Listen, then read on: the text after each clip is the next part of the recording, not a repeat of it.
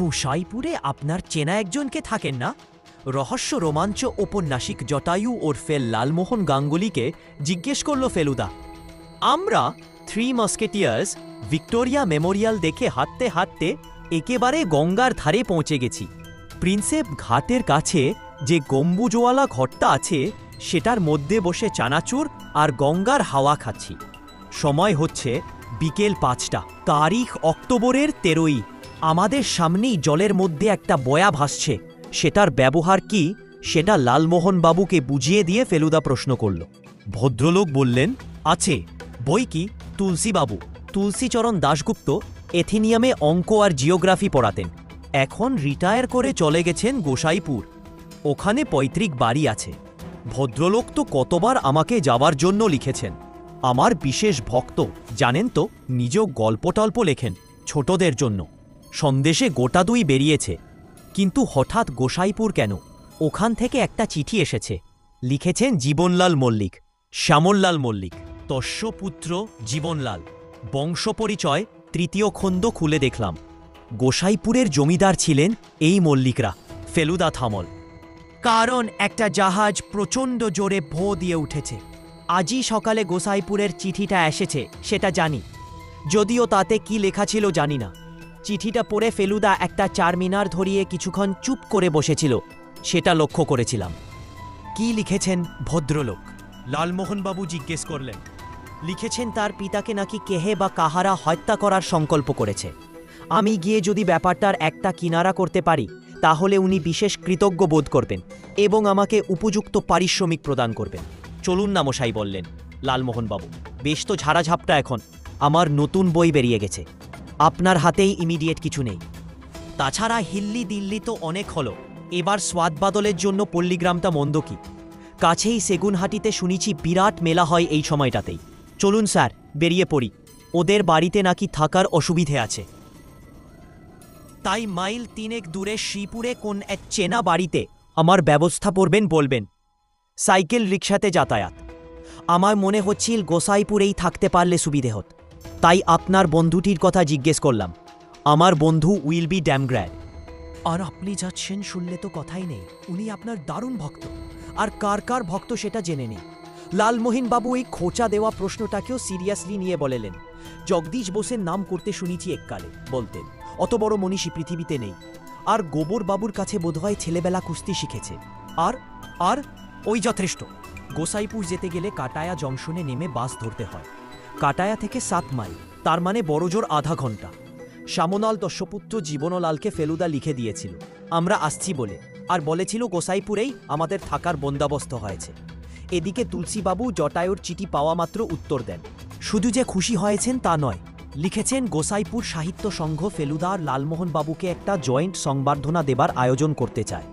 লালমোহনবাবুর একেবারেই আপত্তি ছিল না, কিন্তু ফেলুদা কথাটা শুনেই চোখ রাঙিয়ে বলল, দেশে ক্রাইম বন্ধ হয়ে গেলে গোয়েন্দাদের হাড়ি চড়ে না। কি অবস্থায় কাজ করছি সেটা বুঝতে পারছেন? এতে আমার সংবর্ধনা কি আছে মশাই? আর বলে দিন যে আমার পরিচয়টা দিয়া করে যেন গোপন রাখেন, নইলে তদন্তের 12টা বেজে যাবে। লালমোহনবাবুকে বাধ্য হয়ে আদেশ পালন করতে হল। তবে এটাও লিখলেন যে সংবর্ধনা নিতে ওর নিজের কোনো বাধা নেই। এই অনুষ্ঠানের কথা ভেবেই বোধহয় উনি নীল সুতোয় চিকানের কাজ করা একটা মলমলের পাঞ্জাবি সঙ্গে নিলেন। তুলসীবাবু জানিয়ে রেখেছিলেন যে গোসাইপুর গ্রামের ঢোকপার মুখে যোগেশের মুদির দোকানে তিনি আমাদের জন্য অপেক্ষা করবেন। সেখান থেকে তার বাড়ি 10 মিনিটের হাঁটা পথ। কাটোয়া থেকে বাস ধরে গোসাইপুর যাবার পথে একটা পালকি দেখে বেশ অবাক লাগলো। ফেলুদা আর লালমোহনবাবুও দেখলাম ঘাড় ফিরিয়ে কিছুক্ষণ দেখল পালকিটাকে। কোন সেঞ্চুরিতে এসে পড়লাম মশাই, বললেন লালমোহনবাবু। গোসাইপুরে বিজলি পৌঁছেছে তো? এতে তা অজ পাড়াগা বলে তো আমার ধারণা ছিল না। বাসের কন্ডাক্টর যোগেশের দোকানের নাম জানে, তাকে বলা ছিল। ঠিক জায়গায় চেরা গলায় গোসাইপুর গোসাইপুর বলে দুটো চিৎকার দিয়ে বাস থামিয়ে আমাদের নামিয়ে দিল। যে ভদ্রলোক লালমোহন বাবুর দিকে হাসি মুখে এগিয়ে এলেন, তিনি যে এককালে স্কুল মাস্টার ছিলেন সেটা আর বলে দিতে হয় না। ভদ্রলোকের হাতে তাতলি মারা ছাতা, পায়ে ব্রাউন কেপস জুতো, চোখে চশমা, পরনে হাফ পাঞ্জাবি আর খাটা করে পরা ধুতি। আর বগলে একটা মানদাতার আমলের পুরনো ন্যাশনাল জিওগ্রাফিক ম্যাগাজিন। ফেলুদার সঙ্গে পরিচয় করিয়ে দিতে ভদ্রলোক হেসে চোখ টিপে বললেন, আপনার আদেশ পালন করেছি, কোনো চিন্তা নেই। আপনি হলেন টুরিস্ট, হোল লাইফ কানাডায় কাটিয়েছেন। দেশে ফিরে পাড়াগা দেখার শখ হয়েছে। ভাবলুম আপনি যদি তদন্তের ব্যাপারে এসে থাকেন তাহলে তল্লাশির জন্য এখানে সেখানে ঘাপটি মারতে হতে পারে, কাজেই সেফ সাইডে থাকা ভাল। টুরিস্টদের উগ্র কৌতূহল থাকে, সেটা সকলেই জানে।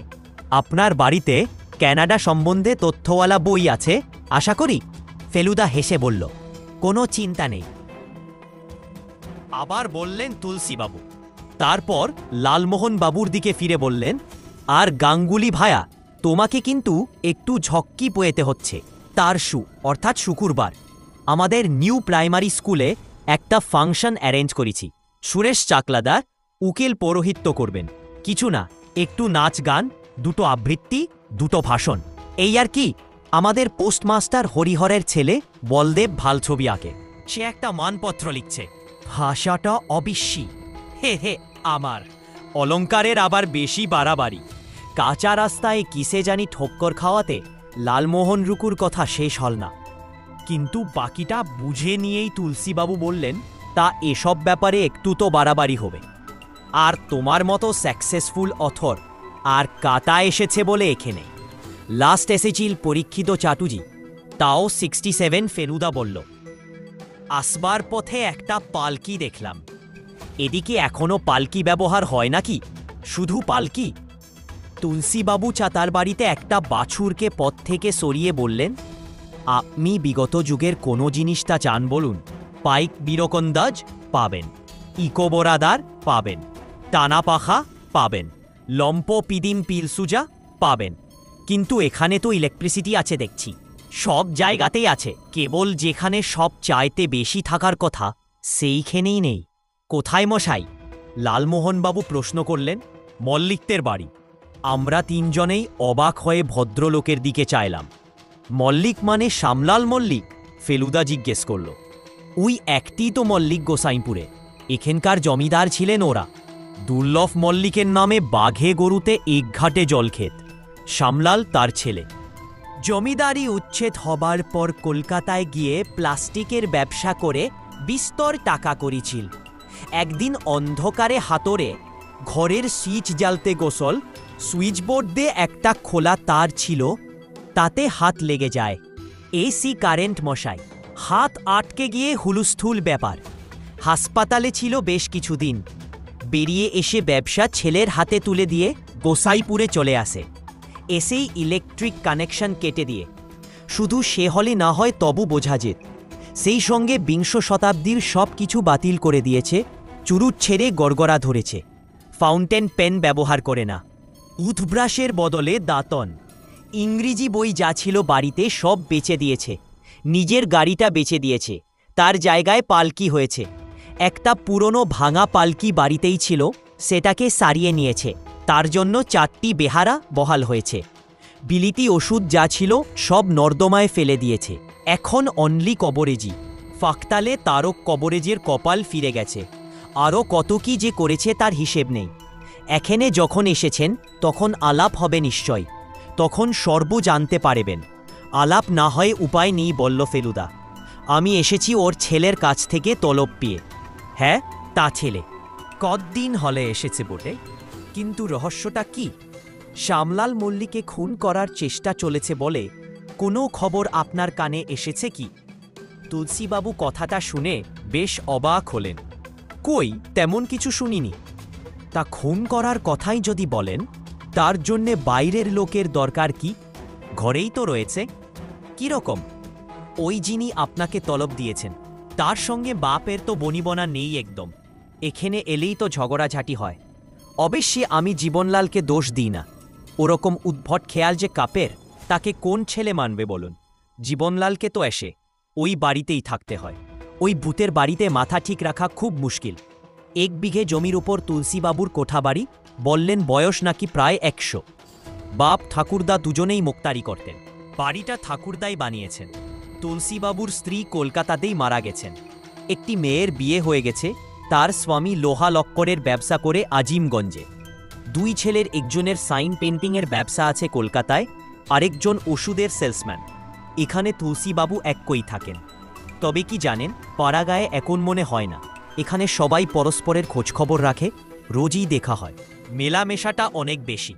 বিকেল 4টে নাগাদ তুলসীবাবুর বাড়িতে পৌঁছে হাত মুখ ধুইয়ে প্রথমেই চায়ের আয়োজন হলো। ফেলুদা সঙ্গে ভালো চা এনেছিল, কারণ ওই একটা ব্যাপারেও সত্যিই খুঁতখুঁতে। অবশ্যই সে চা সকলেই খেল, আর তার সঙ্গে চিড়ে নারকেল। জোগাড় যন্ত্র করল তুলসীবাবুর চাকর গঙ্গা।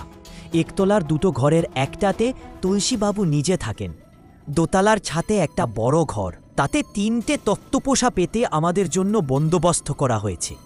এ ঘর নাকি তুলসীবাবুর মেয়ে জামাই তাদের ছেলেপুলে নিয়ে বছরে একবার করে এসে থেকে যায়।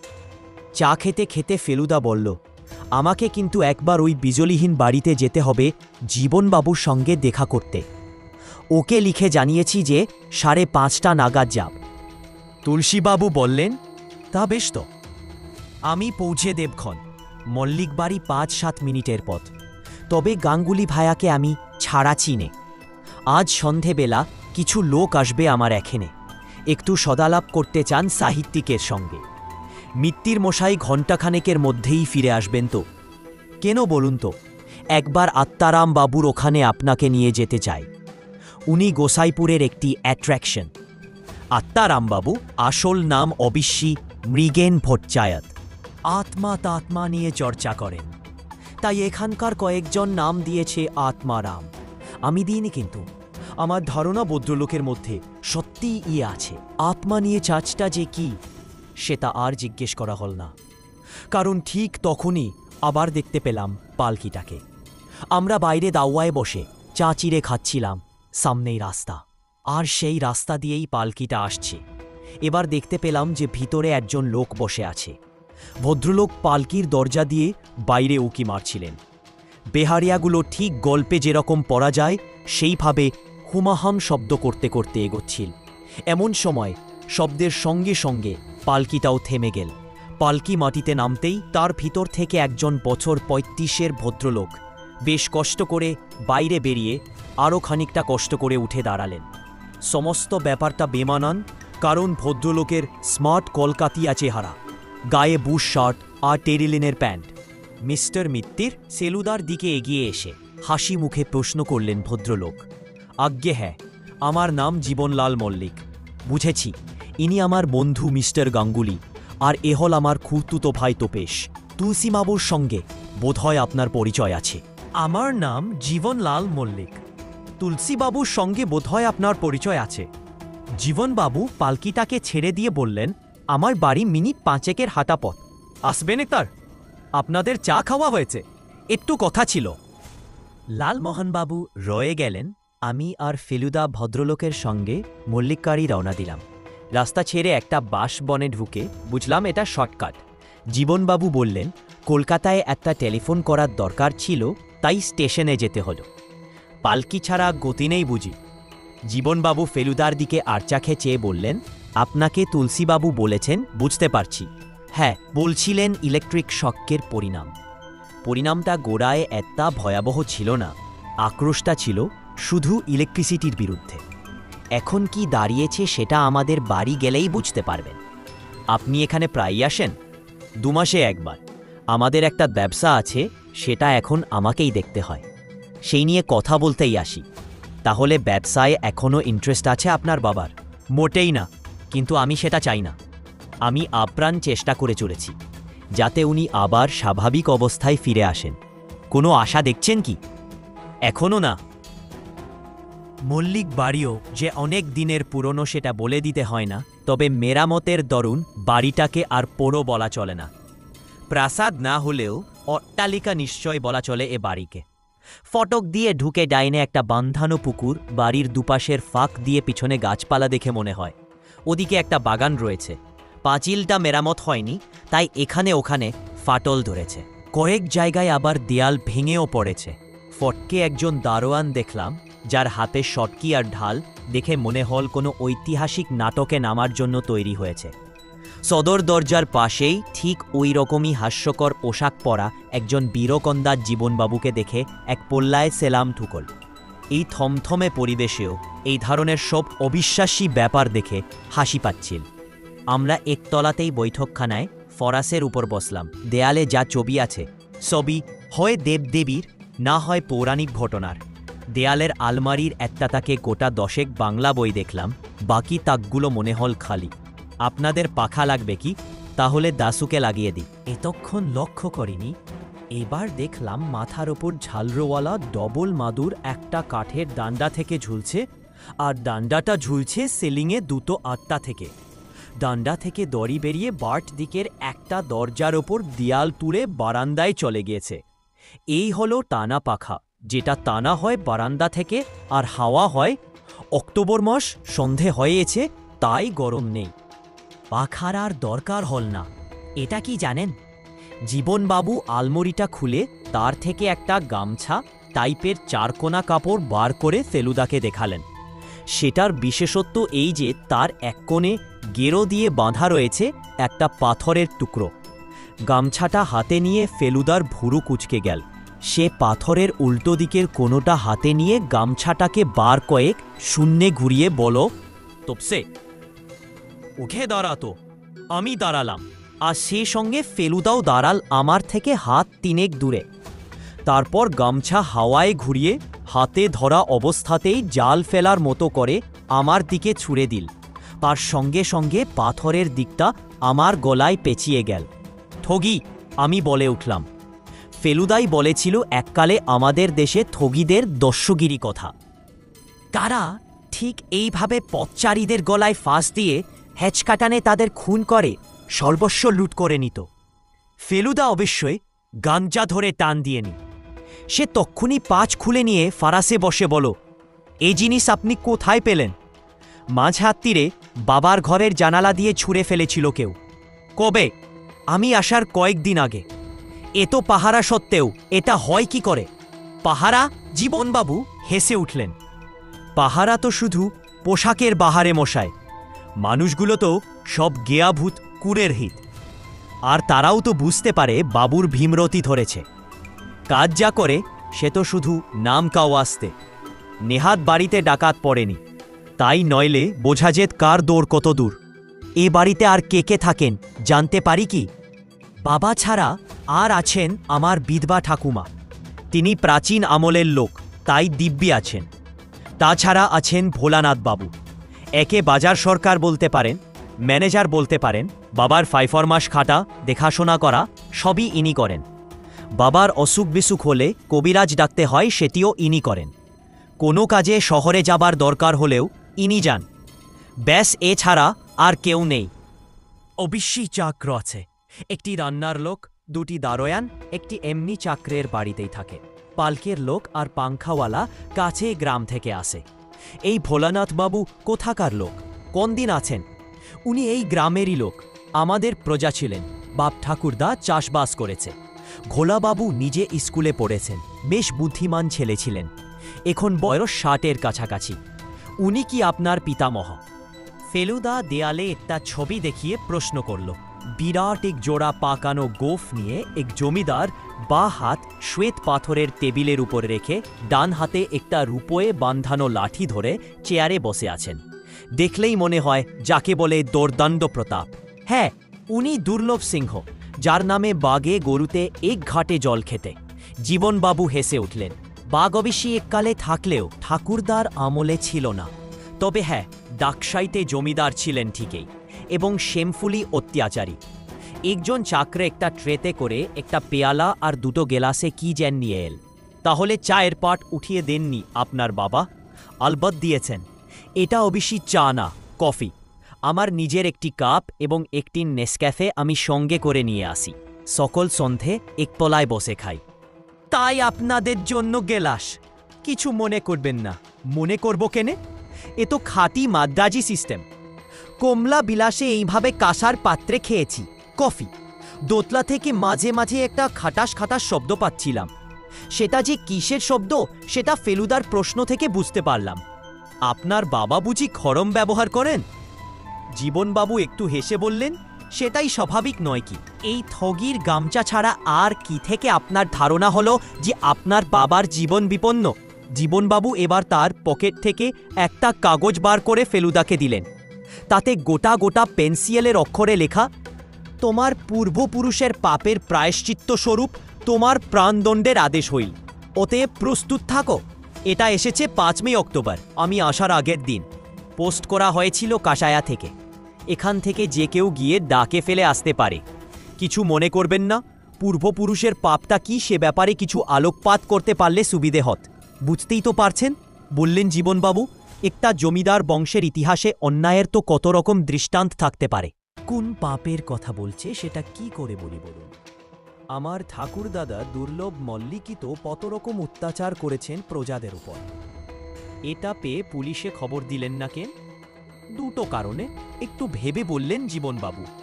এক, এখানে আপনাকে কেউ চিনবে না, তাই যে লোক হুমকি দিচ্ছে সে সাবধানতা অবলম্বন করার তাগিদ অনুভব করবেন না। 2, পুলিশ এলে প্রথমে আমাকে সন্দেহ করবে। আমরা দুজনে জিজ্ঞাসু দৃষ্টিতে চাইলাম ভদ্রলোকের দিকে। জীবনবাবু বিলে চললেন, বাবার এই অদ্ভুত পরিবর্তনের পর থেকে আমার সঙ্গে তার আর কনিবনা নেই।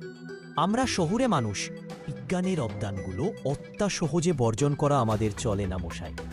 এটা ঠিক যে ইলেকট্রিক শকের ফলে বাবা মানসিক শকও পেয়েছিলেন সাংঘাতিক। ঘটনাটা ঘটে 5 বছর আগে। আমি আর বাবা অফিস থেকে ফিরে একসঙ্গে বৈঠকখানায় ঢুকি। অন্ধকারে বাতি জ্বালতে গিয়ে সুইচ বোর্ডে একটা খোলা তারে বাবার হাত আটকে যায়। বাইরে ছিল মেইন সুইচ। আমি দৌড়ে গিয়ে 5 সেকেন্ডের মধ্যে অফ করি। তবু কেন জানি বাবার ধারণা হয় যে আমি ব্যাপারটা আরও তাড়াতাড়ি করতে পারতাম। সেই তখন থেকেই যাই হাক এখানে এলেই কথা কাটাকাটি হয়। একবার তো রেগে গিয়ে একটা জ্বলন্ত কেরোসিনের ল্যাম্প ছুঁড়ে ফেলে দিই।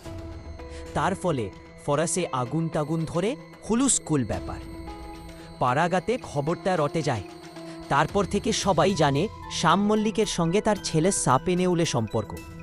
কাজে বুঝতেই পারছেন কেন পুলিশ ডাকিনি। অবশ্যই আপনাকে ডাকার আরেকটা কারণ হলো আপনার খ্যাতি, আর আমার বিশ্বাস একজন আধুনিক শহুরে লোক সমস্যাটা আরও ভালো বুঝতে পারবে। নেসক্যাফে শেষ হবার আগে ঘরে ল্যাম্প চলে এসেছে, ওপরে পাঁচালিও বন্ধ হয়েছে। জীবনবাবু বললেন, আপনি বাবার সঙ্গে কি একবার দেখা করতে চান? সেটা হলে মন্দ হত না। সামান্য কাটা ল্যাম্প লণ্ঠনের আলোয় এত বড় বাড়ির অনেকখানি যে অন্ধকার থেকে যাবে তাতে আর আশ্চর্য কি? সিঁড়ি দিয়ে ওঠার সময় জীবনবাবু পকেট থেকে ছোট্ট একটা টর্চ বার করে জেলে বললেন, এটাও লুকিয়ে আনা। শ্যামলাল মল্লিক তার নিজের ঘরে ফরাসে বসে তাকিয়ায় ঠেস দিয়ে গড়গড়ার নল হাতে নিয়ে বসে আছেন। জীবনবাবু আর নিচের ছবির দুর্লভবাবু, এই দুজনের সঙ্গেই ভদ্রলোকের চেহারার মিল আছে। হয়তো এই চেহারায় দুর্লভ সিংহের গোঁফ জুড়ে দিলে একেও ডাকসাইটে বলে মনে হয়। এই অবস্থায় দেখে ভয় করে না, যদিও কথা বললে গলার গভীর স্বরে মনে হয় রাগালে ভয়ঙ্কর হতে পারে। আপনি এবার আসুন, গভীর গলায় বললেন শ্যামলাল বাবু। যাকে কথাটা বলা হল তিনি ফারাসের এক কোণে বসেছিলেন। জীবনবাবু তাকে কবিরাজ তারক চক্রবর্তী বলে পরিচয় করিয়ে দিলেন। রোগ ডিগডিগে চেহারা, ঘন ভরুর নিচে নাকের উপর পুরু কাচের চশমা, নাকের নিচে একজোড়া পুরু গোঁফ। তারক চক্রবর্তী নমস্কার করে ঘর থেকে বেরিয়ে গেলেন। গোয়েন্দা দিয়ে কি হবে?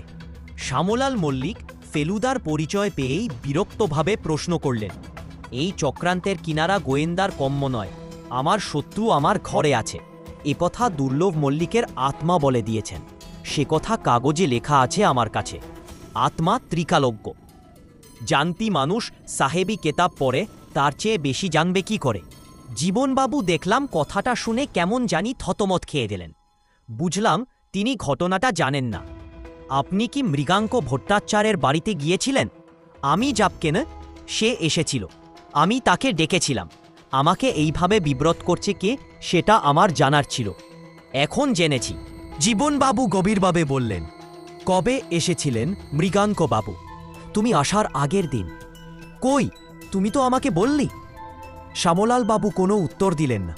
তিনি কথার ফাঁকে ফাঁকে সমানে গড়গড়া টেনে চলেছেন। ফেলুদা বলল, দুর্লভ মল্লিকের আত্মা কি লিখে গেছেন সেটা দেখা যায় কি? ভদ্রলোক মুখ থেকে গড়গড়া নল সরিয়ে লাল চোখ করে ফেলুদার দিকে চাইলেন। তোমার বয়স কত হলো? ফেলুদা বয়স বলল। এই বয়সে এত আস্পর্ধা হয় কি করে? সে লেখার আধ্যাত্মিক মূল্য জানা তুমি? সেটা কি যাকে তাকে দেখাবার জিনিস? আমায় মাপ করবেন, ফেলুদা খুব শান্তভাবেই বলল। আমি শুধু জানতে চেয়েছিলাম আপনার সংকট থেকে কোনো মুক্তির উপায় আপনার পরলোকগত পিতা বলেছেন কিনা। সেটার জন্য কাগজটা দেখাবার কি দরকার? আমাকে জিজ্ঞেস করেলেই তো হয়। মুক্তির উপায় একটাই, শক্রকে বিদায় করো। কয়েক মুহূর্ত সবাই চুপ। তারপর ধীর কণ্ঠে জীবনলাল বললেন, তুমি তাহলে আমায় চলে যেতে বলছি? আমি কি তোমাকে আসতে বলেছি কোনো দিন? জীবনবাবু দেখলাম ছাড়বার পাত্র নন। বললেন, বাবা, তুমি আমার চেয়ে ভোলানাথ বাবুর উপর বেশি আস্থা রাখছি।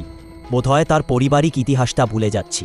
ভোলানাথ বাবুর বাবা খাজানা দিতে দেরি করায় দুর্লভ মল্লিকের লোক গিয়ে তার ঘরে আগুন লাগিয়ে দিয়েছিল। আর মূর্খ মল্লিকমশাই দাঁত খিচিয়ে বলে উঠলেন, ভোলানাথ তখন ছিল শিশু। ঘটনার যত বছরে সে প্রতিশোধ নেবে। আমাকে হত্যা করে এমন কথা শুনলে লোকে হাসবে, সেটা বুঝতে পারছি না। আমরা আর বসলাম না, চলুন আপনাদের পৌঁছে দিয়ে আসি।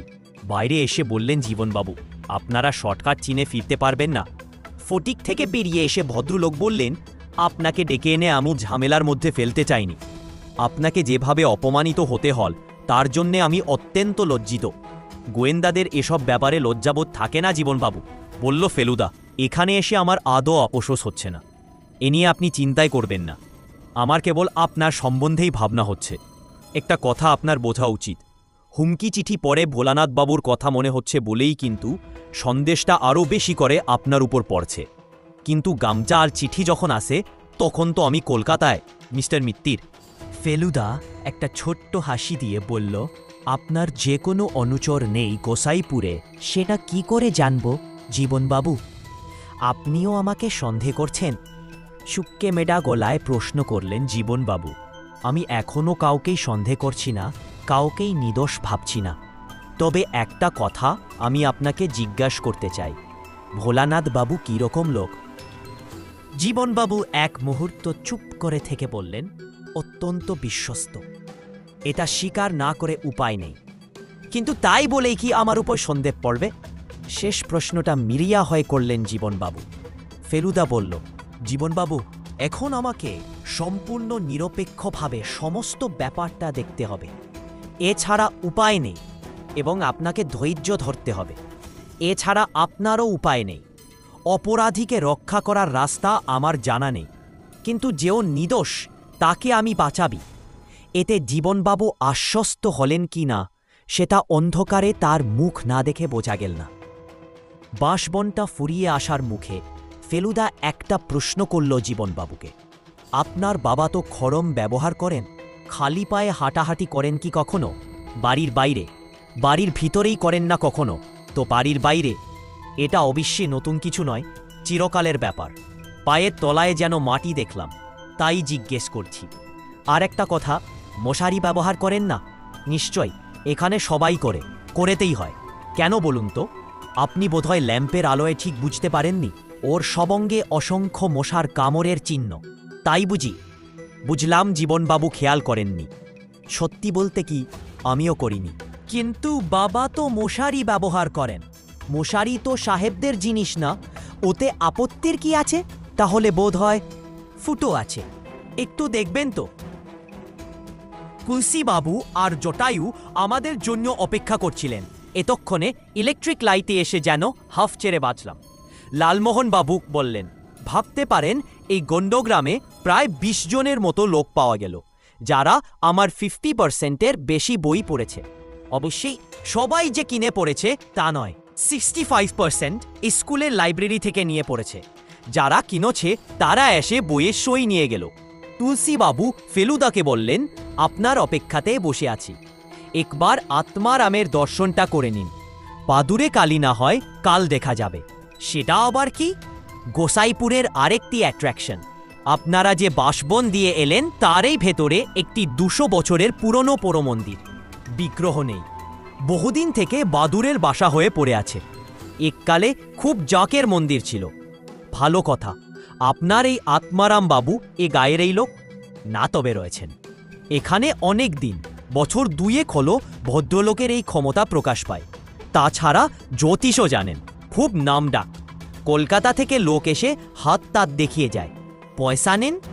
তা হয়তো নেন, কিন্তু এখানের কারুর কাছ থেকে কোনোদিন কিছু নিয়েছেন বলে শুনিনি। আত্মা নামান সোম আর শুকুরে আজ শুদ্ধ দর্শনটা করিয়ে আনব।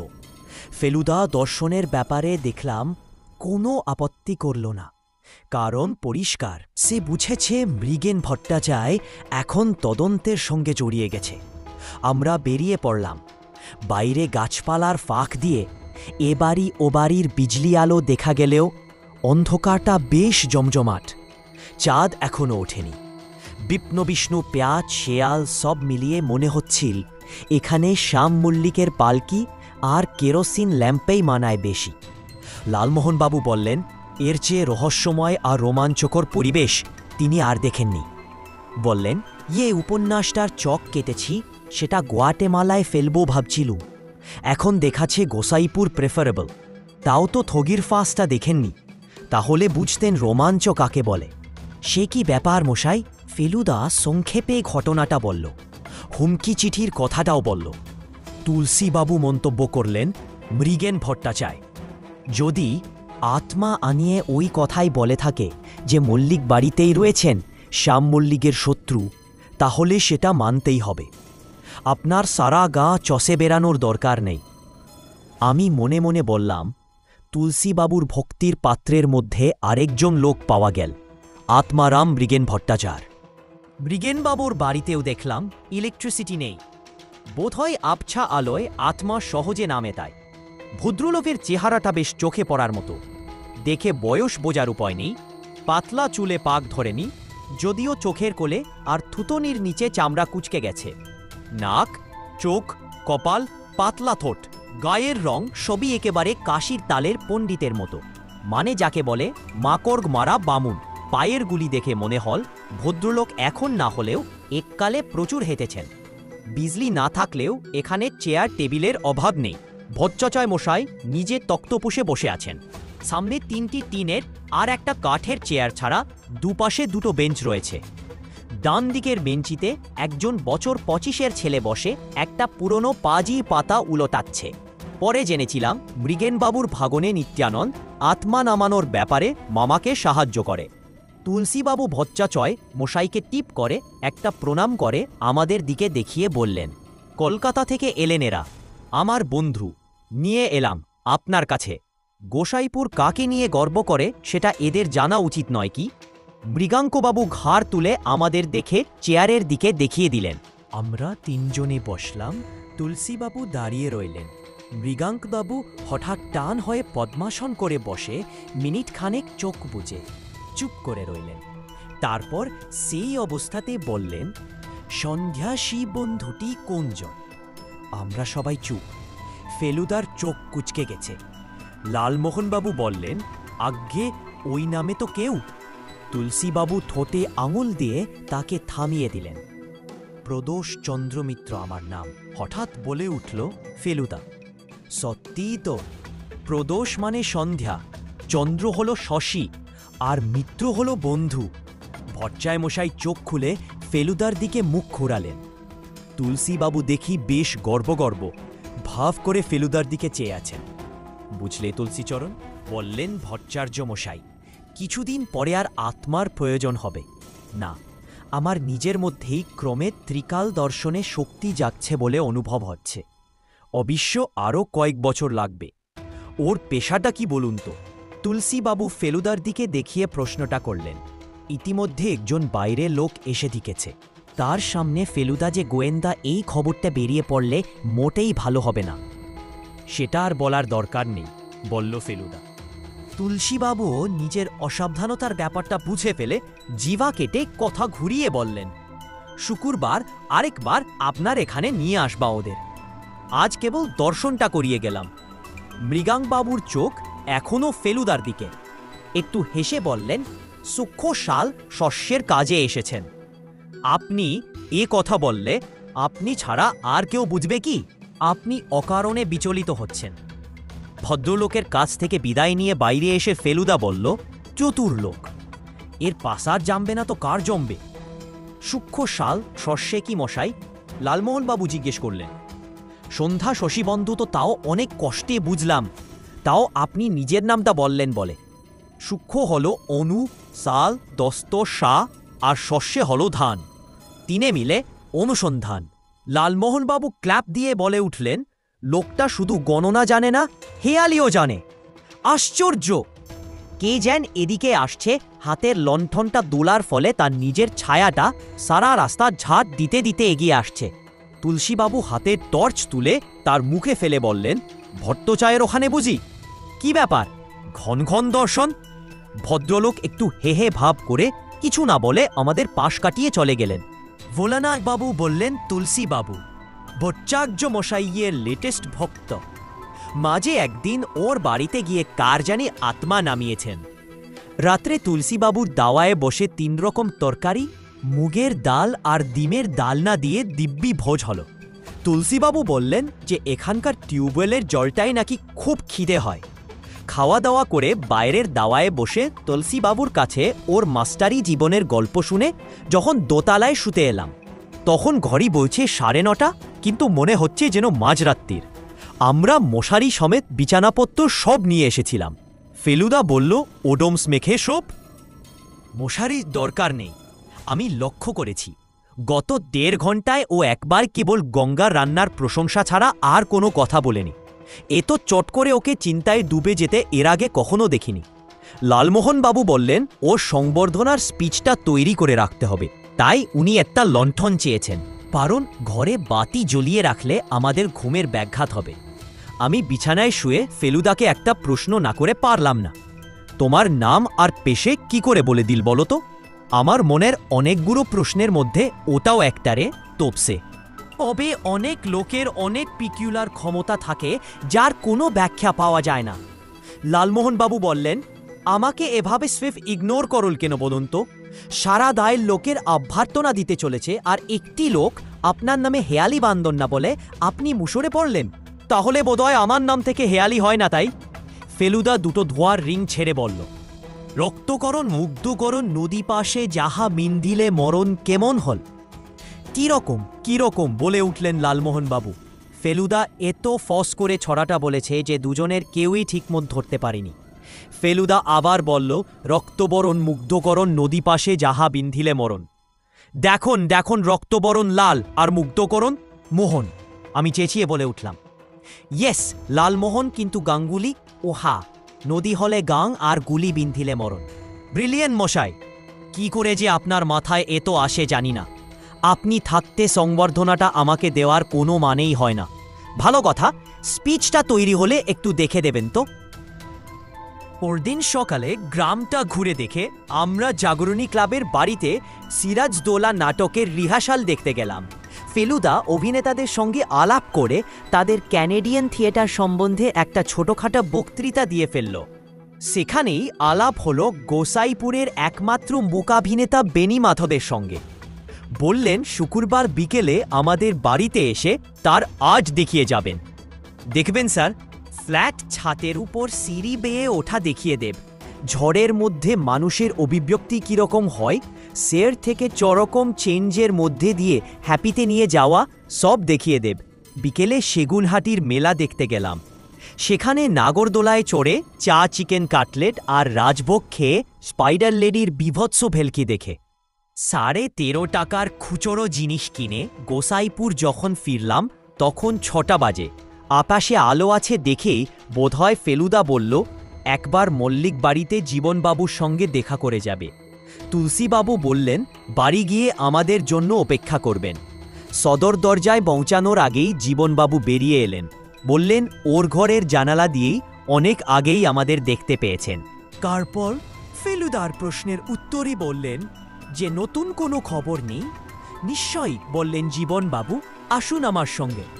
বাগানটা অবশ্যই ফুলের বাগান নয়, এখানে বেশিরভাগই বড় বড় গাছ আর ফলের গাছ।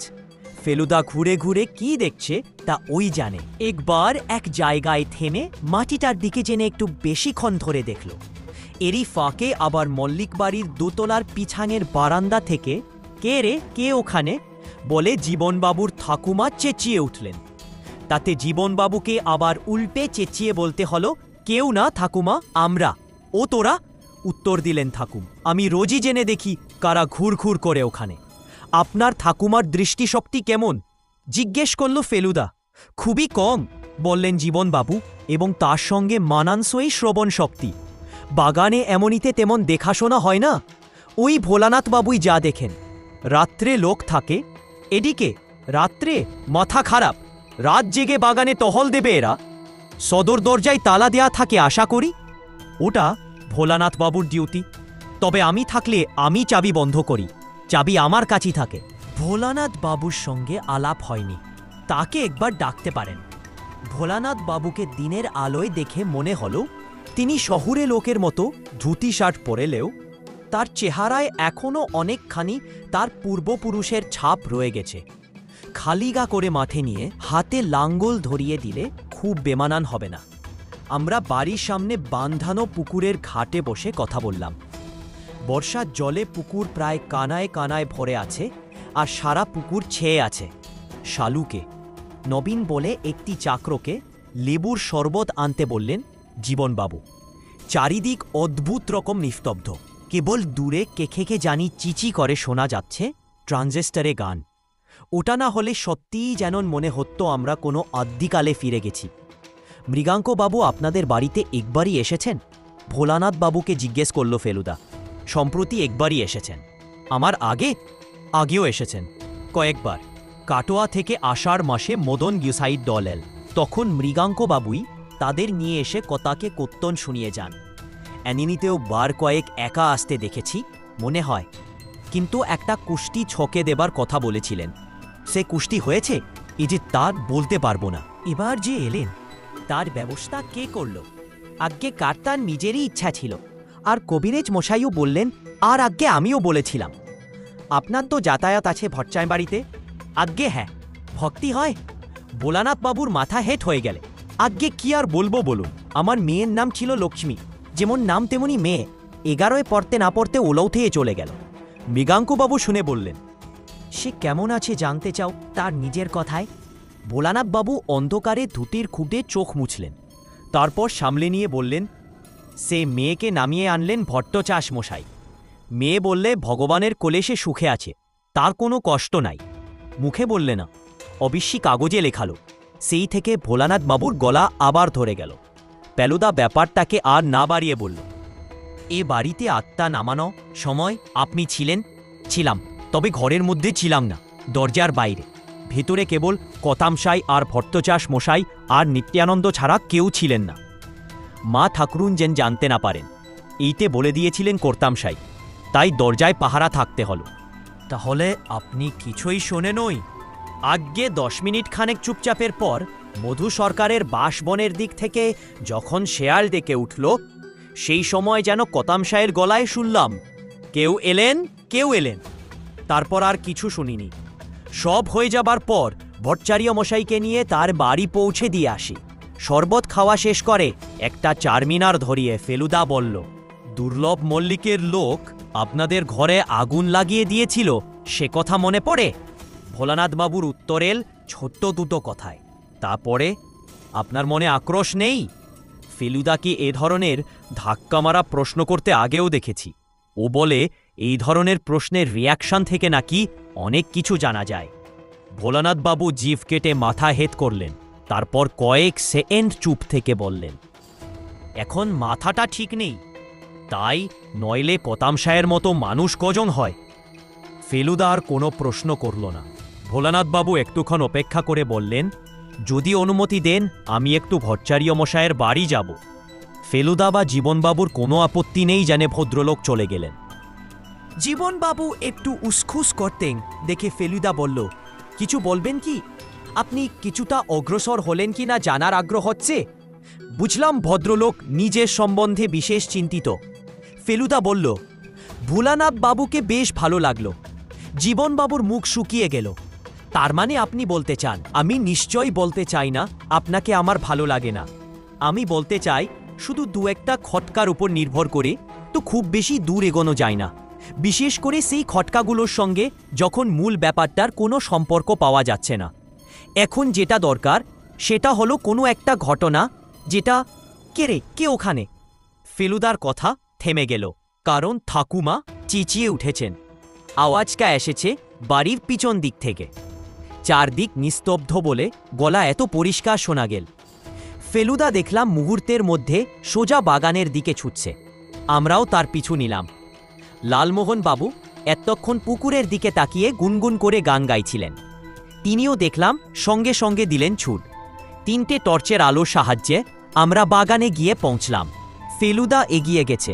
সে পশ্চিমের পাঁচিলের গায়ে একটা ধসে যাওয়া অংশের পাশে দাঁড়িয়ে বাইরে টর্চ ফেলে রয়েছে। কাউকে দেখলেন? জীবনবাবু প্রশ্ন করলেন। দেখলাম, কিন্তু চেনার মতো স্পষ্ট নয়।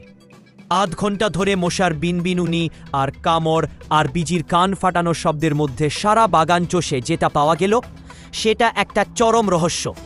সেটা হলো বাগানের উত্তর দিকের শেষ মাথায় একটা গাছের গুড়ির পাশে একটা সাদখোড়া গর্ত। তার মধ্যে যে কি ছিল বা কি থাকতে পারে সে ব্যাপারে জীবনবাবু কোনো রকম আলোকপাত করতে পারলেন না। লালমোহনবাবু অবশ্য সোজাসুজি বললেন গুপ্তধন, কিন্তু জীবনবাবু বললেন তাদের বংশে কসমিন কালেও গুপ্তধন সম্বন্ধে কোনো কিংবদন্তি ছিল না।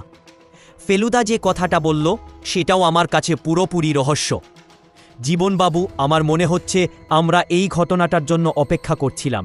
আমরা কিছুক্ষণ হল খাওয়া দাওয়া সেরে আমাদের ঘরে এসে বসেছি। আজ বেশ কাহিল লাগছে। বুঝতে পারছি অন্ধকারে বনবাদারে ঘোরাটা সহজ কাজ নয়।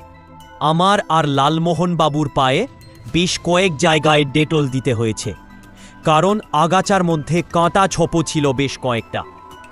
একমাত্র ফেলুদাকে দেখে মনে হচ্ছে তার মধ্যে কোনো পরিবর্তন নেই।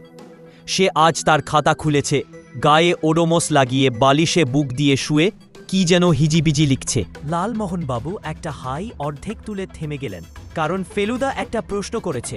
লালমোহনবাবুকে নয়, তুলসীবাবুকে। তুলসীবাবু আমাদের জন্য পান নিয়ে ঢুকছেন। তুলসীবাবু, আপনি যদি একজন মহৎ লোককে একটা লোক ঠোকানো ফন্দি বাতলে দেন, সে লোক যদি সে ফন্দি কাজে লাগায়, তাহলে তাকে কি আর মহৎ বলা চলে? তুলসীবাবু ভেবাচ্যাক ভাব করে বললেন, ওরে বাবা, আমি মশাই এসব হেয়ালি টেয়ালিতে একেবারেই অপটু। তবে হ্যাঁ, মহৎ লোক অত নিচে নামবেন কেনে? নিশ্চয়ই নামবেন না। ইয়াক, বলল ফেলুদা, আমি খুশি হলাম জেনে যে আপনি আমার সঙ্গে একমত। একেই তো পেঁচালো রহস্য, সেটাকে ধোঁয়াটে কথা বলে ফেলুদা আরও পেঁচিয়ে দিচ্ছে। আমি তাই ও নিয়ে আর একদম চিন্তা না করে মশারির ভিতর ঢুকলাম। কিন্তু চিন্তা করব না ভাবলেই কি আর মন থেকে চিন্তা পালিয়ে যায়? আমার নিজের মনেই যে প্রশ্ন জমা হয়েছে এক গাদা। শ্যামলাল বাবুর পায়ে কাদা কেন? কে পাঠিয়েছে ঠগির ফাঁস আর হুমকি চিঠি? ঠাকুমা কাকে দেখে চেঁচালেন আজকে? বাগানের গর্তে কি ছিল? আত্মার উত্তর লেখা কাগজ দেখালেন না কেন মল্লিকমশায়? গতকালের মতো আজও বিছানায় পড়তে না পড়তে ঘুমিয়ে পড়েছিলাম। কেবল তফাৎটা এই যে গতকাল এক ঘুমে রাত কাবার, আর আজ চোখ খুলে দেখি তখনও অন্ধকার। আসলে ঘুমটা বেগেছে একটা চিৎকারে।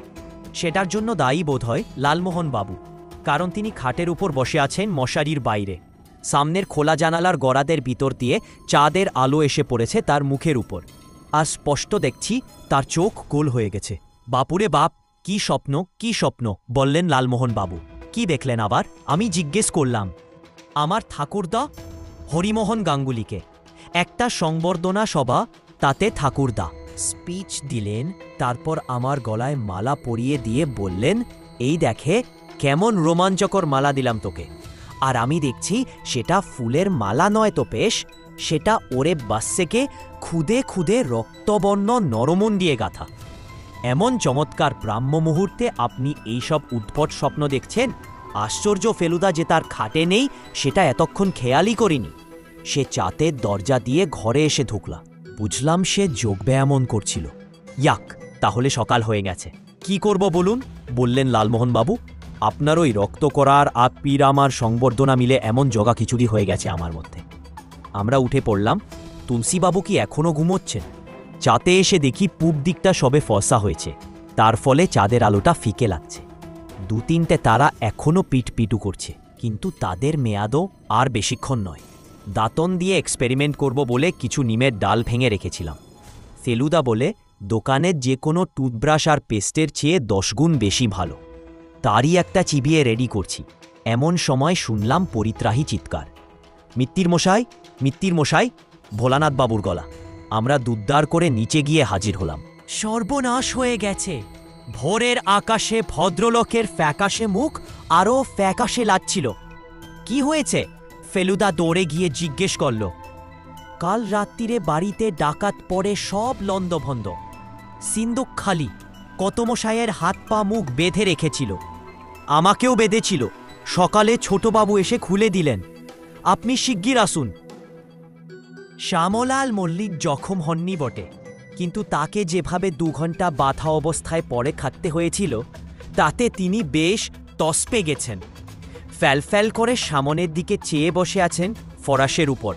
কেবল একবার মাত্র বিড়বিড় করে বলতে শুনলাম, বাধালি যদি তো মেরে ফেললি না কেন? এদিকে তার সিন্দুক যে ফাঁক, সেটা কি তিনি খেয়াল করেছেন? ফেলুদা প্রথমে শ্যামলাল বাবুর ঘরটা তন্ন তন্ন করে দেখেল। শুধু সিন্দুকটাই খোলা হয়েছে, আর যার যেমন তেমনই আছে। চাবি থাকতে নাকি ভদ্রলোকের বালিশের নিচে। ভোলানাথবাবু দোতলাতেই শোন। তাকে ঘুমের মধ্যে অ্যাট্যাক করে হাত পা চোখমুখ বেঁধে ফেলেছে ডাকাত। ওর ধারণা যে অন্তত 2 জন লোক ছিল। চাক্রনবীন নাকি সারারাত নাকে তেল দিয়ে ঘুমিয়েছে।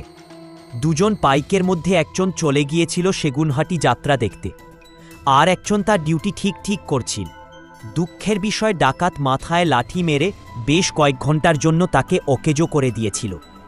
সামনের দরজা বন্ধই ছিল, কাজেই মনে হয় খিড়কির পাঁচিল টপকে পিছনের বারান্দা দিয়ে ঢুকেছিল। ঠাকুমাকে কিছু জিজ্ঞাসা করে লাভ নেই, কারণ তিনি থাকেন বারান্দার উত্তর প্রান্তে, 3টে অকেজো ঘরের পরে শেষ ঘরে। 15 মিনিট হলে এসেছি, কিন্তু এখনও জীবনবাবুর দেখা নেই। ভোলানাথবাবু আমাদের সঙ্গেই ছিলেন। ফেলুদা তাঁকে বলল, জীবনবাবু কি আমাদের সঙ্গে কথা না বলেই পুলিশে খবর দিতে গেলেন নাকি?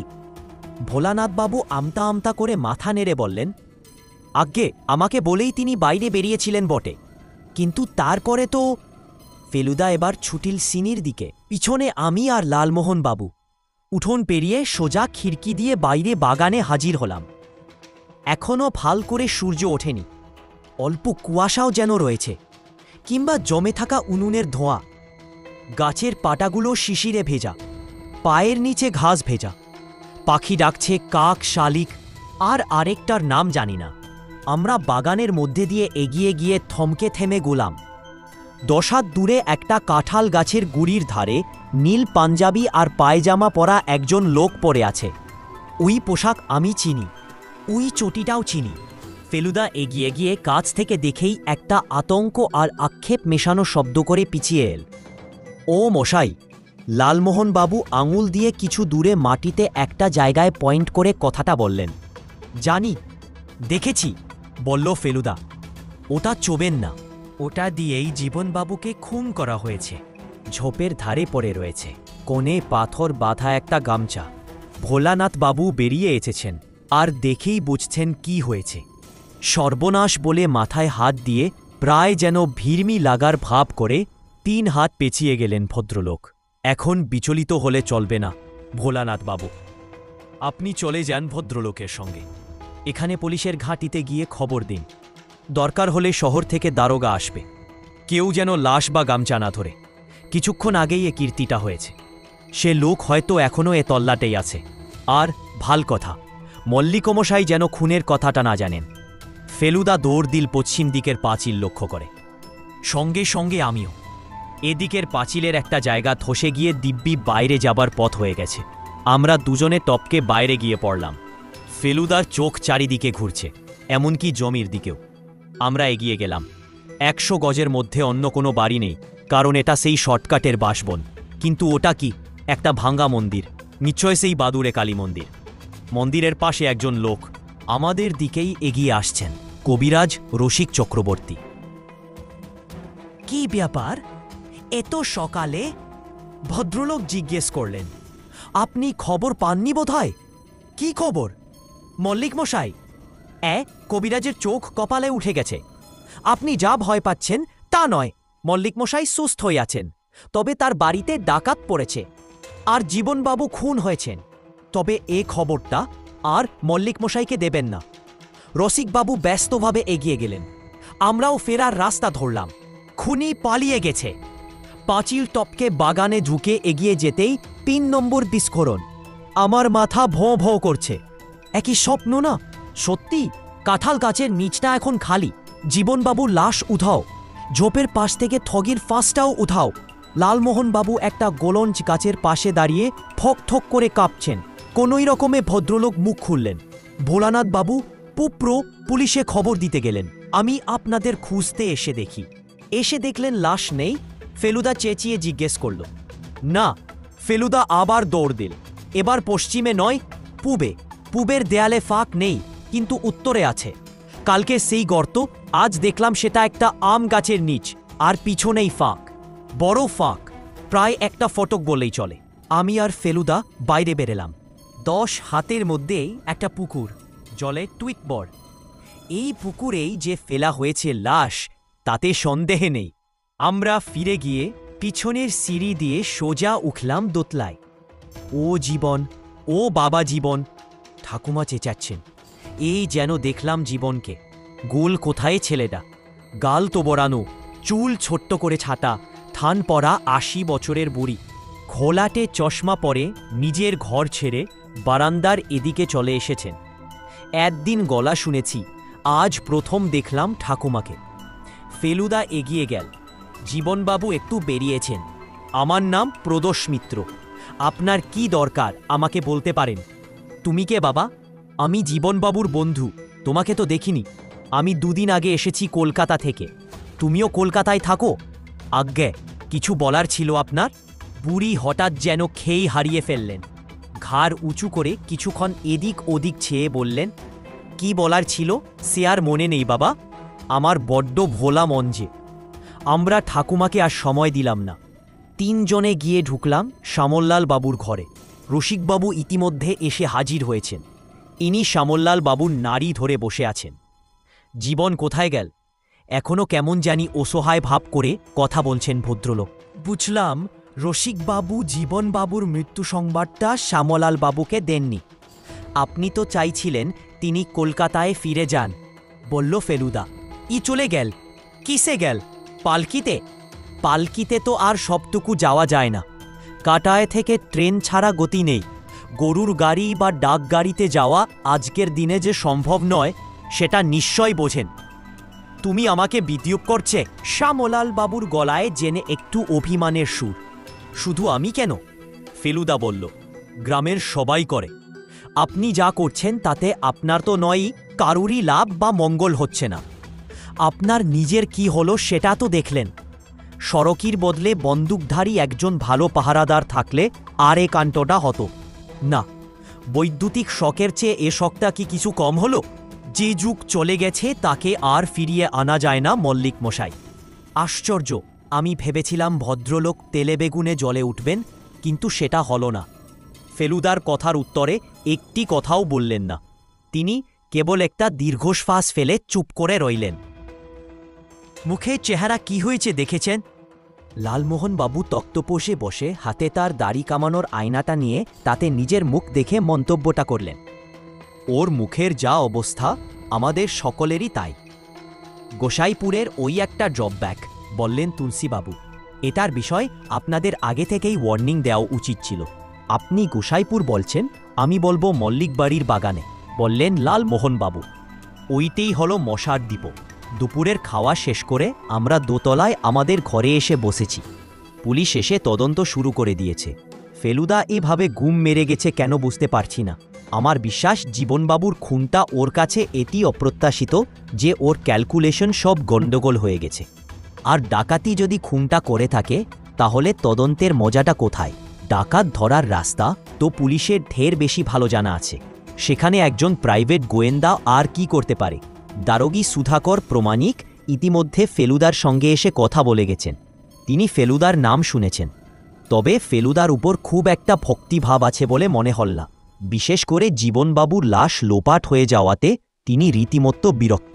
আপনারা যারা সখ্যে ডিটেকটিভ, বললেন সুধাকর দারোগো, তাদের দেখেছি কাজের মধ্যে সিস্টেমের কোনো বালাই নেই। আরেকজন দেখেছি আপনার মতো গণেশ দত্তগুপ্ত, তার সঙ্গে একটা কেসে ঠোকাঠুকি লাগে। যেখানে দরকার অ্যাকশনের সেখানে চোখ কুঁচকে বসে ভাবছে, কি ভাবছে তা মা গঙ্গাই জানে। আবার যেখানে কাজ করছে তার পেছনে কোনো চিন্তা নেই। লাশটা যখন দেখলেন পড়ে আছে, আর সেটাকে ছেড়ে যদি যেতেই হয় তো একটা লোককে পাহারায় বসিয়ে যেতে পারলেন না। এখন আমাদের ওই পেছনের পুকুরের জলে জাল ফেলতে হবে। আর তাতে যদি বডি না ওঠে তো ভেবে দেখুন, এই গায়ে 11টা পুকুর, তার মধ্যে একটাকে দিঘি বলা চলে। আর তাতেও যদি না হয় তাহলে এসবই কিন্তু আপনার নেগলিজেন্সের জন্য। ফেলুদা পুরো ঝালটা হজম করে উল্টে একটা বেয়ারা প্রশ্ন করে সুধাকর দারোগোকে আরও উস্কে দিল। আপনি প্রেতাত্মায় বিশ্বাস করেন? দারোগা কিছুক্ষণ অবাক হয়, ফেলুদার দিকে চেয়ে থেকে মাথা নেড়ে বললেন, আপনার সিরিয়াস বলে খ্যাতি আছে শুনেছিলুম, এখন দেখছি সেটাও ভুল। ফেলুদা বললেন, কথাটা জিজ্ঞেস করলাম কারণ আপনারা যদি খুনি ধরতে না পারেন তাহলে আমাকে মৃগাঙ্ক ভট্টাচার্যের শরণাপন্ন হতে হবে। ইনি প্রেতাত্মা নামাতে পারেন। আমার মনে হচ্ছে জীবনলালের আত্মায় জীবনলালের খুনির সঠিক সন্ধান দিতে পারেন। আপনি নিজে তাহলে হাপলেস ফিল করছেন বলুন। খুনের তদন্ত আমার সাধ্যের বাইরে, সেটা স্বীকার করছি, বলল ফেলুদা, কিন্তু ডাকাতের হাতে হাত করা পরাতে পারবো বলে আমার বিশ্বাস আছে। সুধাকর বাবুর যে ফেলুদার উপর আস্থা কত কম সেটা তার পরের কথা থেকে বুঝতে পারলাম। আপনি 1.5 বডি আয় জেস্তু বডি তফাৎ করতে পারেন আশা করি। গলায় ফাঁস দিয়ে টান মারলে কি কি পরিবর্তন হয় সেটা জানা আছে আপনার? ফেলুদা ঠান্ডাভাবেই উত্তরটা দিল, সুধাকর বাবু, আমার যখন পুলিশে চাকরি নেবার কোনো বাসনা নেই, তখন আপনার প্রশ্নের জবাব দেওয়াটা আমার মর্জির ব্যাপার। পুলিশের উপর নির্ভর না করে যখন আমি প্রেতাত্মার কথা বলছি তখন বুঝতেই পারছেন আমার তদন্তের রাস্তাটা একটু স্বতন্ত্র। ভোলানাথ বাবু সম্পর্কে আপনার মনে কোনো সন্দেহের ভাব নেই? নিশ্চয়ই আছে। আমার সন্দেহ হয় আপনারা দিক বিদিক বিবেচনা না করেই ভদ্রলোকের হাতে হাতকড়া পরাবেন, কারণ তার পূর্বপুরুষ যে জীবনবাবুর পূর্বপুরুষের দ্বারা লাঞ্ছিত হয়েছিলেন সে খবর হয়তো আপনাদের কানও পৌঁছেছে। কিন্তু সেটা করলে আপনারা মারাত্মক ভুল করবেন। সুধাকর দারোগা সশব্দে হেসে মোড়া থেকে উঠে দাঁড়লেন। তারপর ফেলুদার দিকে চেয়ে চোখ চুক করে আকপে শব্দে বললেন, মুশকিল হচ্ছে কি জানেন, আপনারা বেশি ভেবে সহজ জিনিসটাকে জটিল করে ফেলেন। আপনি একটু ভেবে দেখলেই বুঝতে পারতেন কেন ভোলানাথ বাবুর কথা বলছি। ডাকাতি এবং খুন দুটোর জন্যই সে দায়ী। এই ডাকাতি ঘরের লোকের কাজ, সে তো বোঝাই যায়। আসল ডাকাত হলে সিন্দুক ভাঙতে চাবি দিয়ে খুলত না।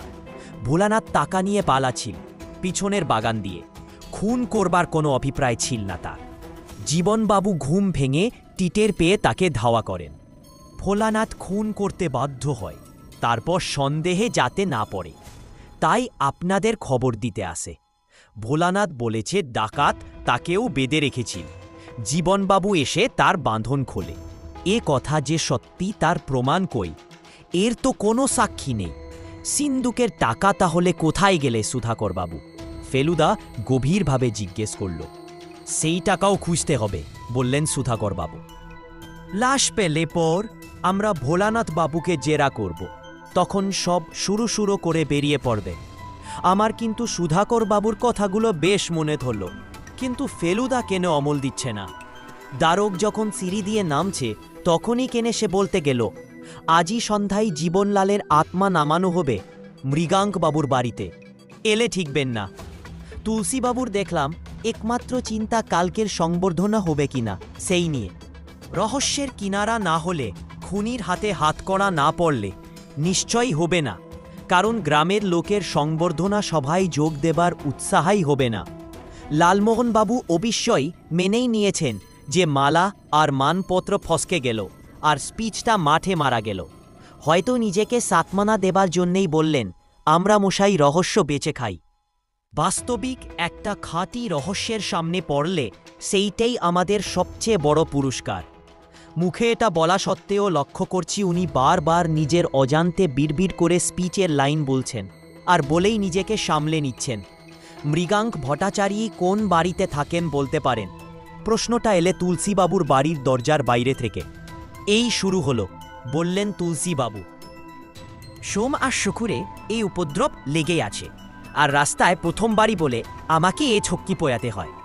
ভদ্রলোক জানালা দিয়ে নিচের দিকে চেয়ে বললেন, আরও 3টে বাড়ি পরে ডান দিকে।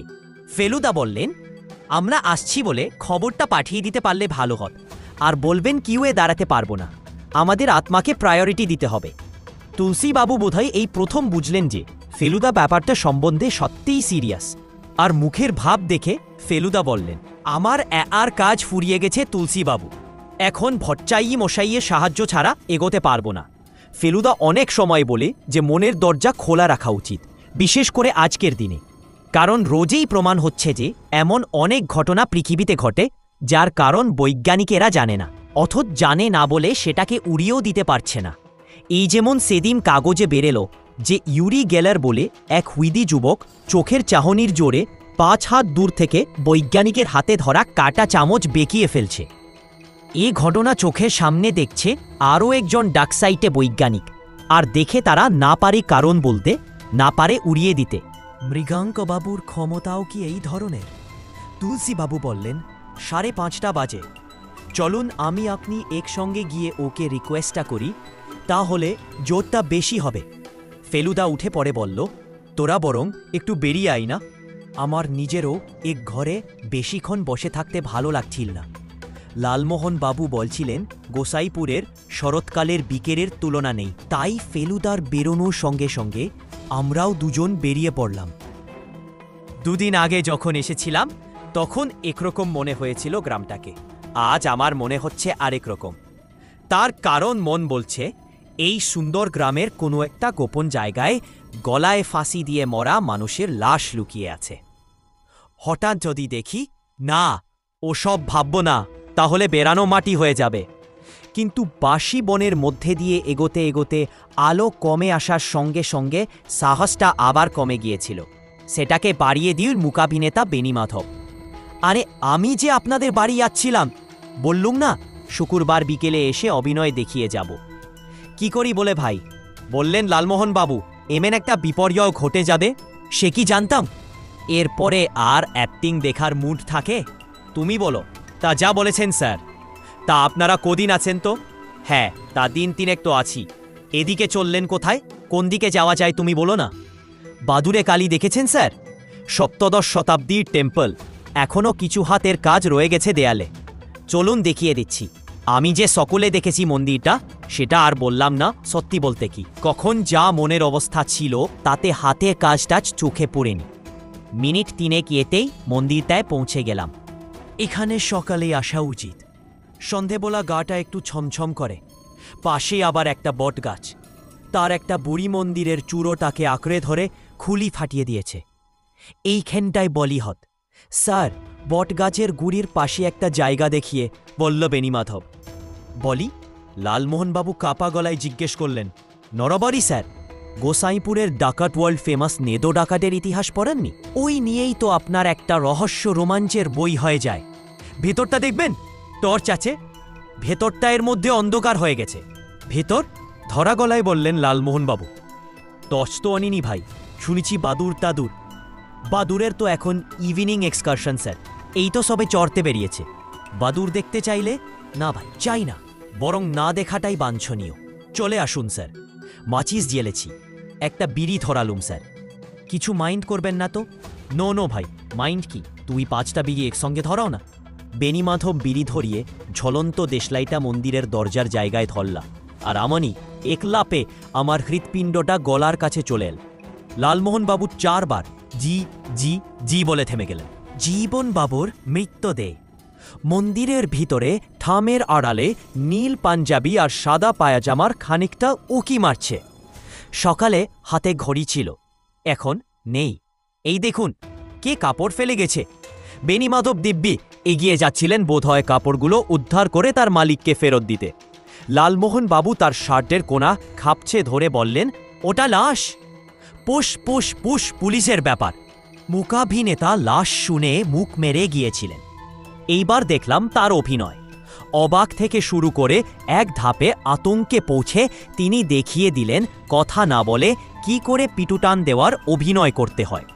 আমরাও আর অপেক্ষা না করে এই বিভীষিকাময় পরিবেশ থেকে ঘুরে জোরে হেঁটে বাড়িমুখে রওনা দিলাম। ফেলুদা দেখলাম ফিরে এসেছে। বললে, আমন, ফাঁকাশে মেরে গেছিস কেন? চটপট রেডি হয় নে, 15 মিনিটের মধ্যে আত্মা নামবে। লালমোহন বাবু ফেলুদাকে দেখেই সম্পূর্ণ স্বাভাবিক। বললেন, একটা ইম্পর্ট্যান্ট ডিসকভারি করে এলুম। অবশ্যই এক নয়, দুজনে। জীবনবাবুর লাশ পড়ে রয়েছে বাডুরে কালীর মন্দিরে। পুলিশকে জানাবেন না খুঁজতে দেবেন?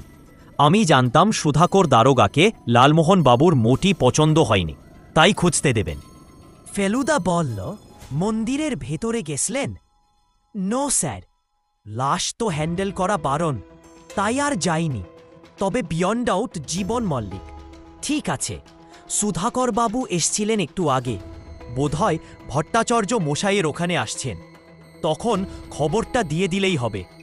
10 মিনিটের মধ্যে আমরা রওনা দিয়ে দিলাম। তুলসীবাবু বললেন যে একবার উকিলবাবুর বাড়ি থেকে চন্ত করে ঘুরে আসতে হবে। কালকের অনুষ্ঠানটা যে ভেস্তে যেতে পারে সেটা ওকে জানানো দরকার। যাবার পথে ফেলুদা বলল যে মৃগাঙ্কবাবু নাকি জীবনলালের আত্মা নামানোর ব্যাপারে আপত্তি দূরের কথা, রীতিমতো আগ্রহ দেখিয়েছেন।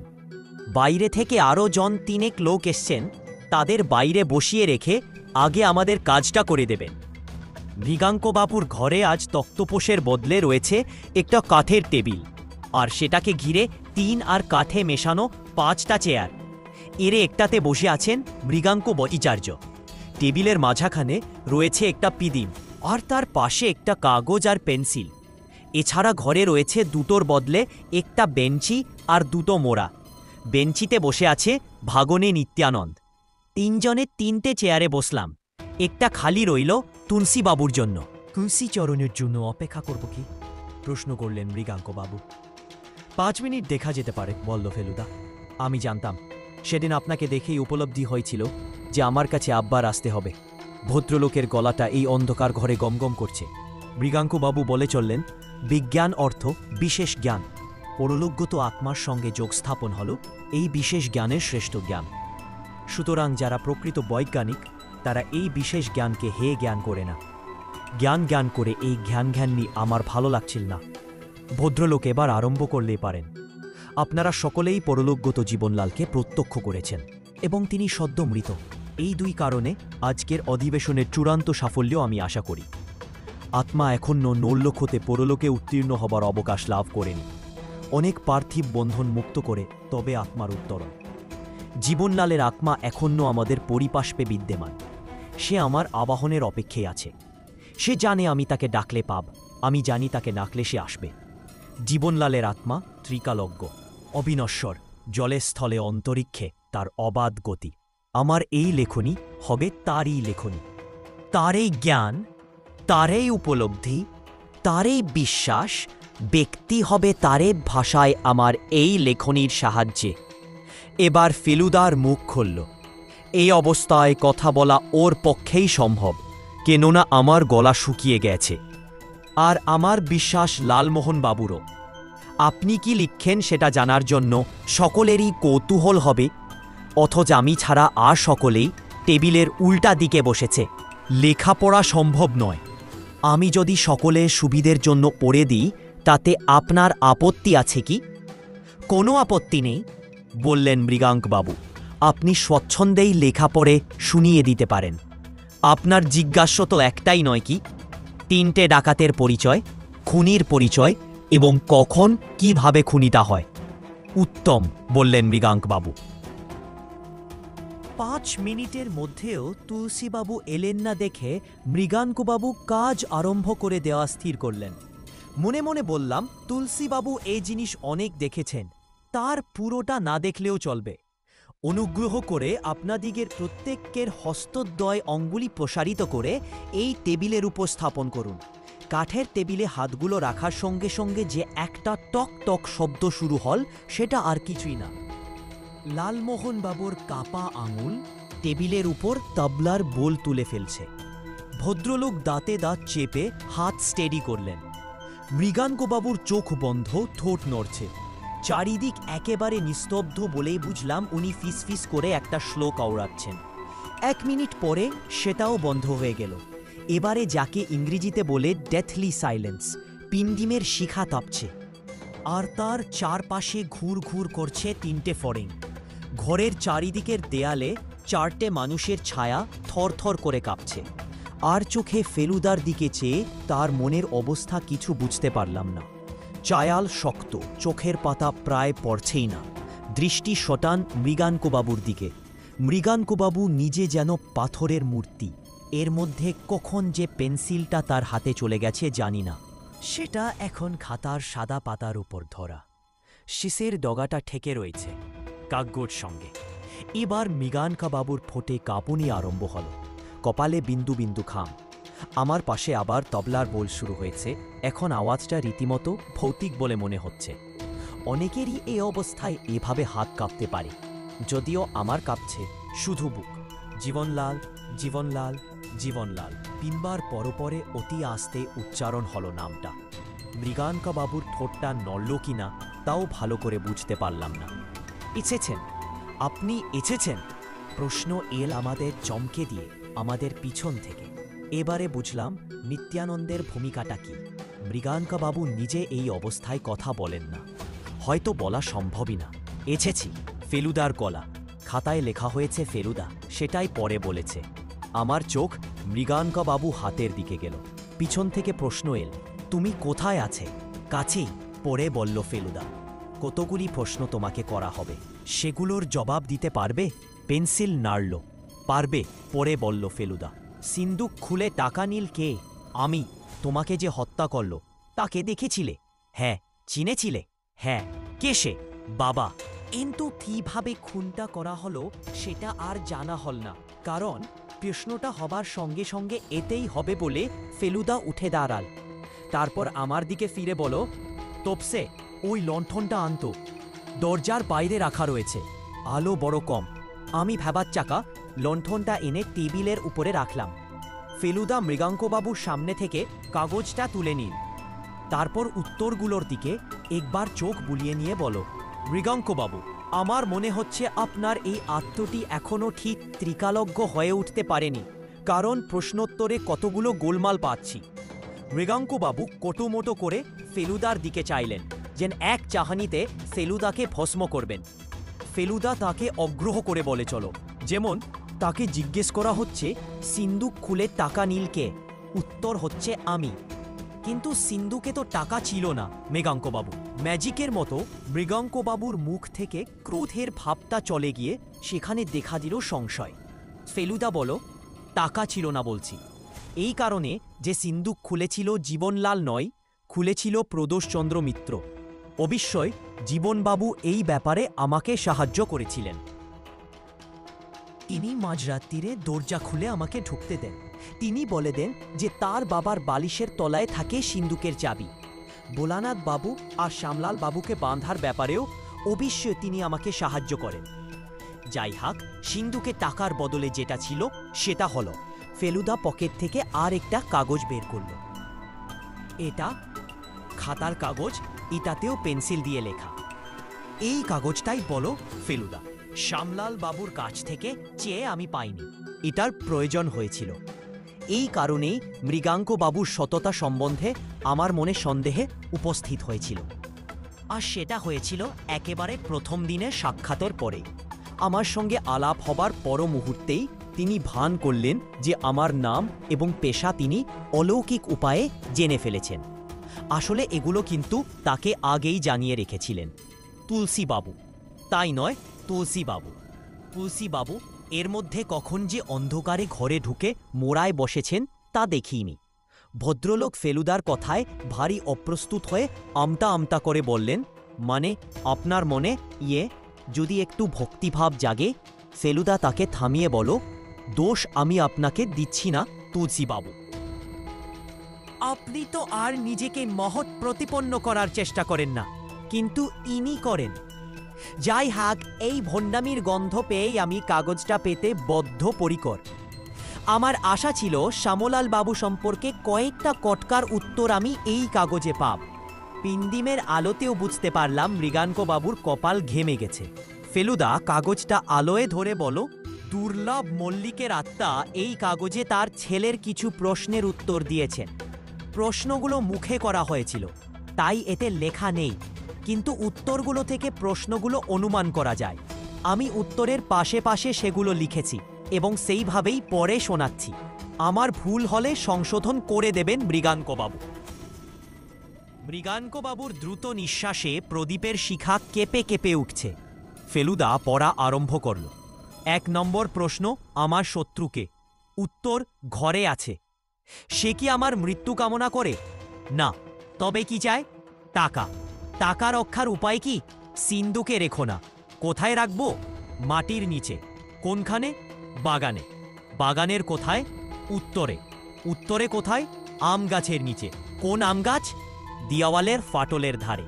ফেলুদা এবার হাতের কাগজটা টেবিলের উপরে রেখে বলল, শ্যামলাল বাবুর পায়ের তলায় মাটি এবং গায়ে মশার কামড় দেখে মনে হয়েছিল তিনি কোনো কারণে বাগানে গিয়ে সেখানে কিছুটা সময় কাটিয়েছেন। আজ জানি তিনি এই কাগজের অর্থাৎ মৃগাঙ্কবাবুর নির্দেশ অনুযায়ী সিন্দুক থেকে টাকার বাক্স বার করে মাটিতে পুঁতিতে গিয়েছিলেন। টাকা লুকিয়ে রাখার এই প্রাচীন পন্থা শ্যামলাল বাবুর মনোপুত হবে, এটা মৃগাঙ্কবাবু বুঝেছিলেন। এই টাকার উপর মৃগাঙ্কবাবুর লোভ অনেক দিনের, কিন্তু বিশ্বস্ত ভোলানাথ যদ্দিন আছেন তদিন সিন্দুকের নাগাল পাওয়া অসম্ভব। প্রথমে চেষ্টা করেছিলেন ভোলানাথ বাবুর উপর শ্যামলালের সন্দেহে ফেলে তাকে হাঁটানোর। সেটা সফল হয়নি, কিন্তু সেই সময় আশ্চর্য সুযোগ এসে যায়। শ্যামলাল বাবু নিজেই মৃগাঙ্কবাবুকে ডেকে পাঠান আত্মা নামানোর জন্য। মৃগাঙ্কবাবু তার আশ্চর্য বুদ্ধি বলে 1 তীরে 2 পাখি মারেন। শ্যামলালের ঘরের লোককেই শ্যামলালের শত্রু করে দেন এবং টাকার বাক্স সিন্দুক থেকে বার করিয়ে বাগানে অনন্য। সেই বাক্স কাল সন্ধ্যাবেলা একটা শব্দ শুনে পিছন ফিরে দেখি ভাগ্নে বেঞ্চি ছেড়ে দরজার দিকে একটা লাফ মেরেছে, কিন্তু ঘর থেকে বেরোনো আর হলো না, কারণ দুটো শক্ত হাত তাকে বাধা দিয়েছে। হাতের মালিক ভাগনের সমেত ভিতরে ঢুকলেন। আরে বাসে যে সুধাকর দারোগ বললেন, বাক্সটা পেয়েছি মিস্টার মিত্তির।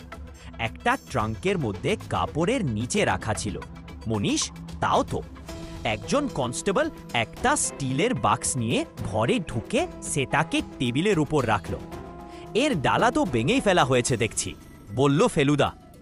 বাক্স খুলতে লণ্ঠন আর পিন্দিমের আলোয় তারা 100 টাকার নোট দেখেই বুঝলাম এত টাকা আমি একসঙ্গে কখনো দেখিনি।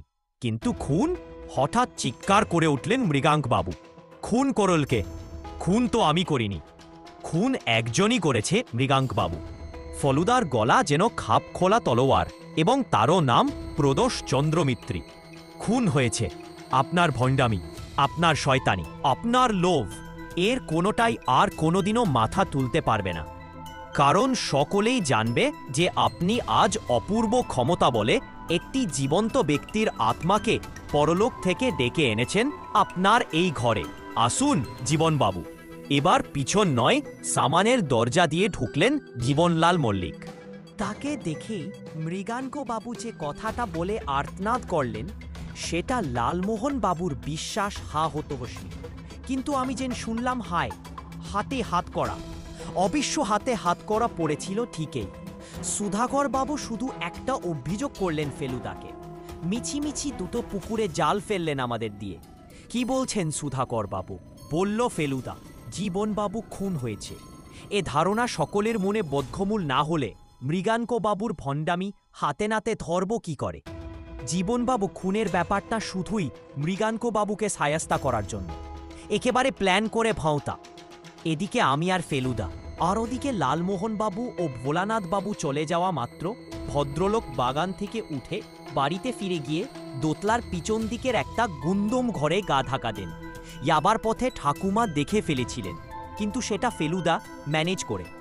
আজ সন্ধ্যায় তিনি আবার বাড়ি থেকে বেরিয়ে আসেন মৃগাঙ্কবাবুর বৈঠকের শেষে আত্মপ্রকাশ করবেন বলে। সেই সময় বাঁশবনে দূর থেকে আমাদের দেখে বারদূরে কালী মন্দিরে ঢুকে মরা সেজে পড়ে থাকতে হয়। রাত্রে খাবার সময় তুলসীবাবু কাচুমাচু ভাব করে ফেলুদাকে বললেন, আপনি আমার উপর অসন্তুষ্ট হননি তো? অসন্তুষ্ট? বললে ফেলুদা। আপনি আমাকে কতটা হেল্প করেছেন জানেন? লোকটা সেদিন আমার নাম নিয়ে হেয়ালি না করলে তো ওর ওপর আমার সন্দেহই পড়তো না। আমার তো আপনাকে ধন্যবাদ দেওয়া উচিত। আজ জীবনবাবু আমাদের বাড়িতে যাচ্ছিলেন, বললেন আমি বেক্সেবারানে বাবাকে প্রণাম করে এলাম। কি মনে হল? জিজ্ঞেস করল ফেলুদা। তাজ্জব বনে গেলাম, বললেন জীবনবাবু। আমার মাথায় হাত বুলিয়ে জিজ্ঞেস করলেন ব্যবসা কেমন চলছে। লালমোহনবাবু এতক্ষণ মাছের মুড়ো চিবোচ্ছিলেন বলে কিছু বললেননি। এবার তুলসীবাবুর দিকে ফিরে বললেন, তাহলে কালকের ইয়েটা হচ্ছে বই কি? এখন তো আর কোনো বাধা নেই। ভেরি গুড, আমার ইয়েটাও রেডি আছে।